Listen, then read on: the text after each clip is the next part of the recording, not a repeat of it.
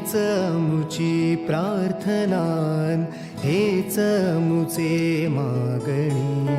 हीच मुची प्रार्थनान, हेच मुचे मागणी. माणसाने माणसाशी माणसासम वागणे.